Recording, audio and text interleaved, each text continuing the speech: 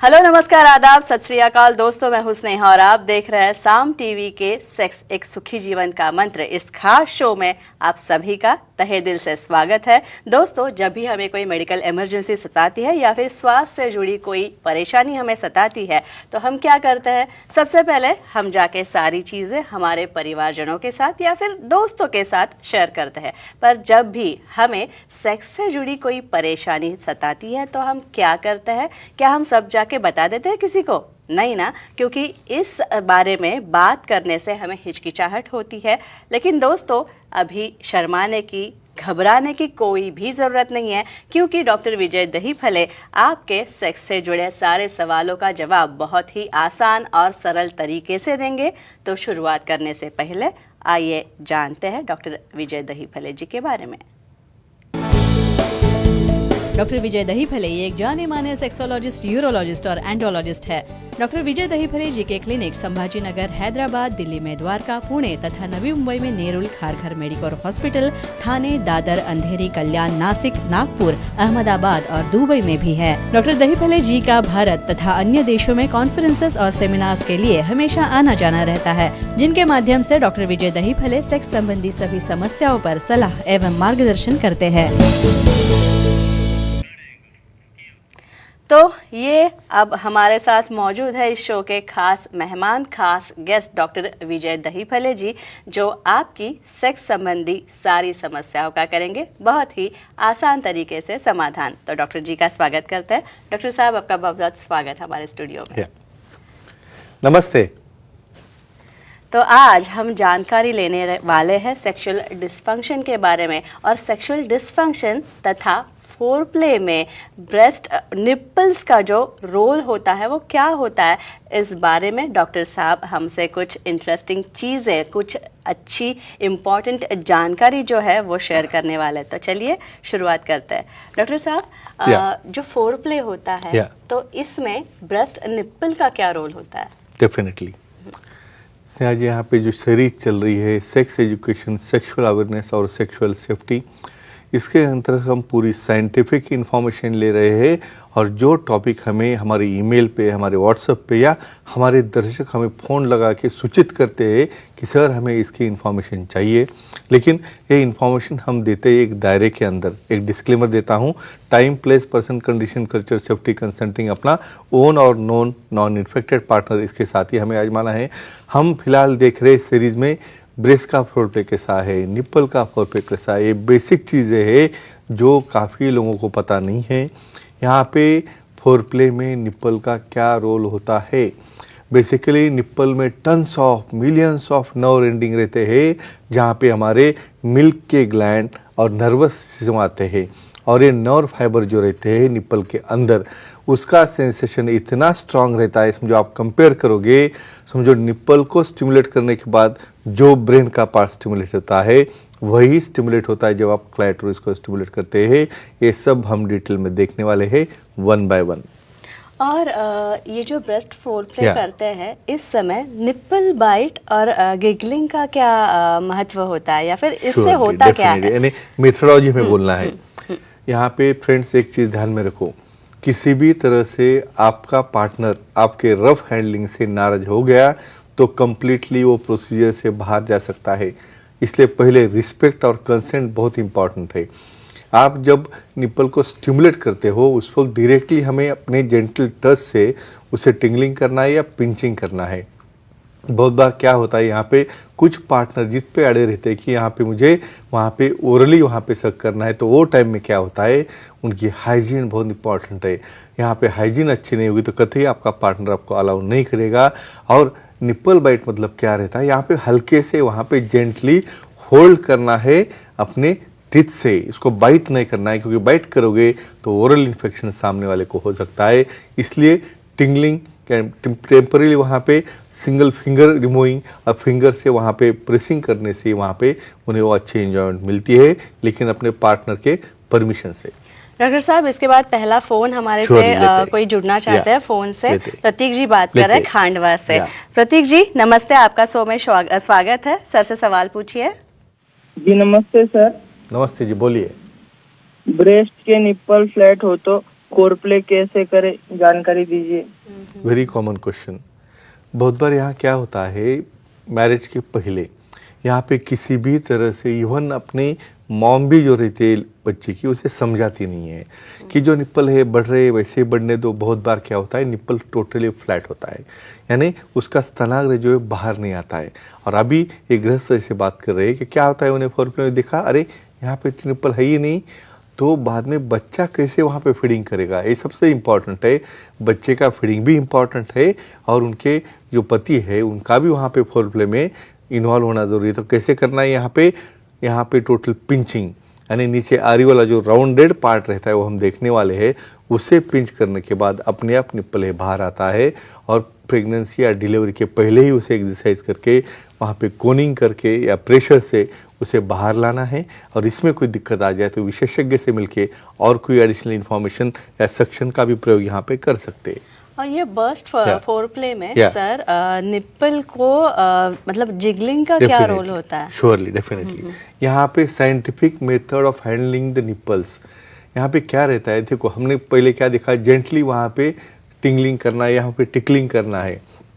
Jiggling का मतलब क्या रहता है, डायरेक्टली वहाँ पे निप्पल को हैंडलिंग करने के बजाय सॉफ्ट हैंड से उसे पुश करना है, या बहुत बार फिंगर से सराउंडिंग रीजन में हम उसे टैप कर सकते हैं, या फिंगर हमारा थंब और इंडेक्स फिंगर से रोटेटरी मूवमेंट करोगे तो उससे भी जो नर्व सप्लाई वहाँ पे रहता है वो स्टिमुलेट होता है, और हमारे ब्रेन में जो कंपोनेंट रहता है उसे सटाइटी देने वाला, सेटिस्फैक्शन देने वाला, बहुत बार ये जिगलिंग मूवमेंट से भी वहाँ पे ऑर्गेजम होता है, और ये इसका फायदा रहता है। कभी कभी ऐसे भी होता है सर कि किसी फीमेल को फीमेल्स में लार्ज बर्स्ट होता है, तो Breast. ऐसे वक्त ऐसे ब्रेस्ट में कैसे फोरप्ले करना चाहिए? करेक्ट, ये जायज़ सवाल है। यहाँ पे देखो, नेचुरल एनाटॉमी है अपनी, बहुत बार क्या होता है जेनेटिक्स, अपने मॉम डैड जैसे है, समझो फैटी है, ओबेज है, तो यहाँ पे बच्चे में वही ट्रांसमिशन होके इवन अनमैरिड हो गए तो भी उनके ब्रेस्ट लार्ज होते हैं। ये कंसेप्ट यहाँ पे क्लियर करना चाहता हूँ।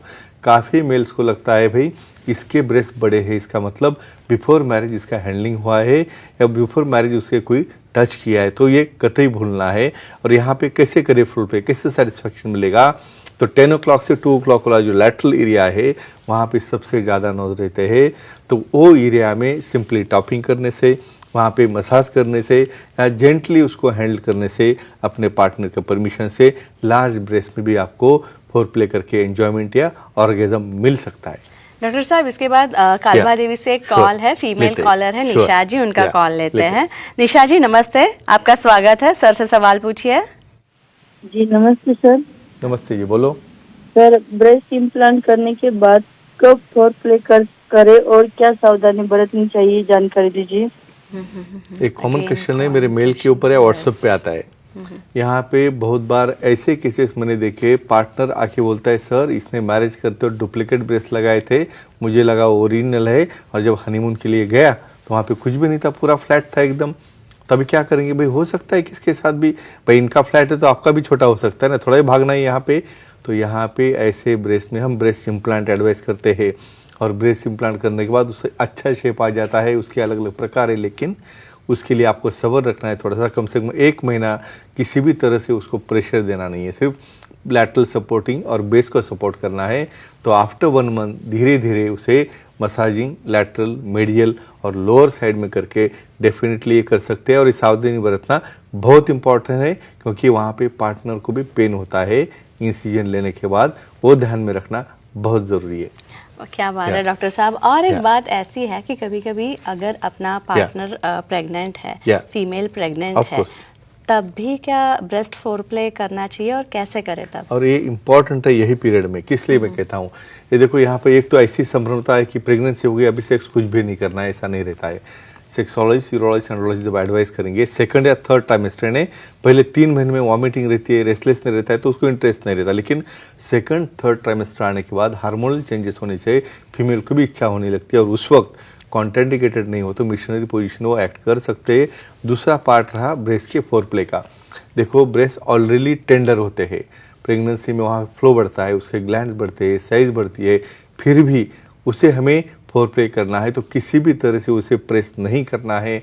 लैटरल क्लैपिंग है, लोअर साइड क्लैपिंग है, लोअर ब्रेस्ट को सपोर्टिंग है, उसको लिफ्टिंग है, और सिंपल प्लेन मसाज से भी उसे हम फोर प्ले कर सकते हैं, जिससे दोनों की वो इसके अंदर आनंद मिल जाए, ऑर्गेजम हो जाए।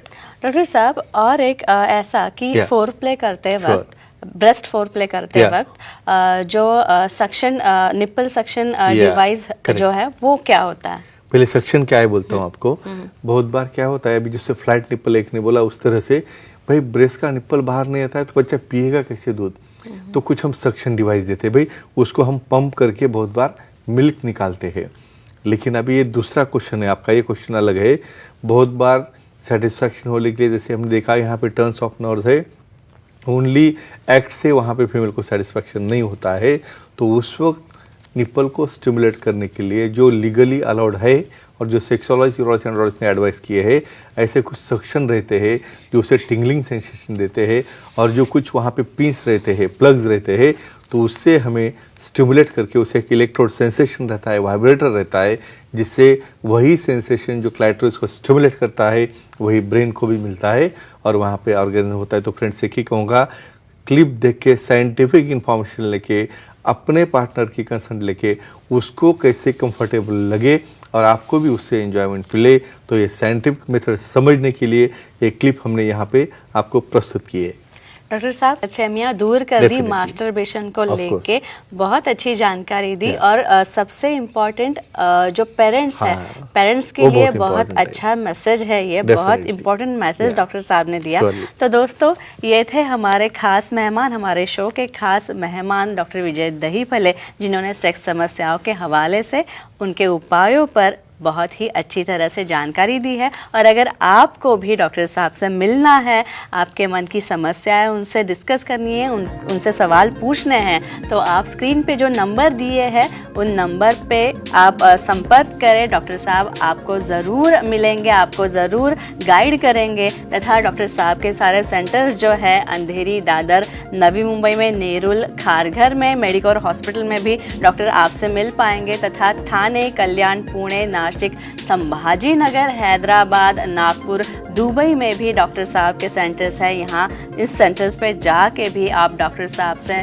मिल सकते हैं। डॉक्टर साहब के सारे सेंटर्स के नंबर जो है आप नोट डाउन कर लीजिएगा, या फिर ईमेल आईडी है वो भी नोट डाउन कर लीजिए। नई वेबसाइट भी है डॉक्टर साहब की, सेक्सोलॉजिस्ट विजय दहीफले.in। इस वेबसाइट पे जाइए, अपॉइंटमेंट का बटन आपको दिखेगा, इस बटन को क्लिक कीजिए और इसी तरीके से बहुत ही आसानी से आप डॉक्टर साहब की अपॉइंटमेंट ले सकते हैं और आपके सारी समस्याओं का समाधान पा सकते हैं। तो डॉक्टर साहब आप Yeah. यहाँ पे आए स्टूडियो में, बहुत अच्छी जानकारी Yeah. दी मास्टरबेशन के बारे में, ब्रेस्ट एरियोला Of के course. बारे में, Yeah. ब्रेस्ट फोरप्ले का क्या Of रोल course. होता है, Yeah. इस सब के बारे में बहुत अच्छी जानकारी Yeah. दी। बहुत ही इंफॉर्मेटिव एपिसोड था डॉक्टर अच्छा। साहब, बहुत ही धन्यवाद। धन्यवाद।